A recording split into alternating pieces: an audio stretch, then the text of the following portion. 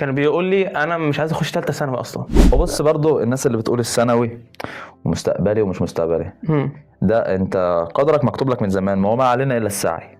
احكي لنا اول شهر في الثانويه كان ماشي معاك ازاي؟ اصحى الصبح اروح دروسي، اجي مثلا اذاكر. امتى حسيت ان الثانويه بقت جد خلاص، يعني مفيش مهرب، انا بقيت في يعني ثالثه ثانوي رسمي؟ اول ما تبدا الدروس تتراكم عليك، مكتوب عليك هتدخل وهتدخل وهتجي لك الكليه اللي ربنا مقدرها لك، وهتتخرج وتطلع اكتر لحظه صعبه عدت عليك في ثالثه ثانوي؟ انت عايز تسيب التعليم اصلا؟ لا يا عم مش طب كده. ايه؟ بس بقول لك في رمضان الواحد ما بيذاكرش.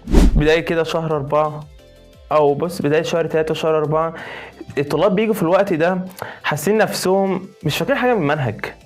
انا روحت دروس وذاكرت بس انا ما كنتش براجع، فبالتالي انا جيت في شهر 3 و4 حاسس نفسي ان انا واقع. هو بيتهيأله اللي هو ناسي او يتهيأله اللي هو مش عارف ايه، بس ده لو هو مذاكر من الاول، يعني مثلا ما يشتغلنيش ويقول لي انا يجي مثلا من النص يقول لك انا هبدا اذاكر. طب واللي ورا ده حوالين الارتباط كتير. السؤال ده لولبي. لا بقول لك هو سواء في ثالث سنه او غير ثالث سنه مفيش علاقه بين ولد وبنت، يعني هتمشي كده.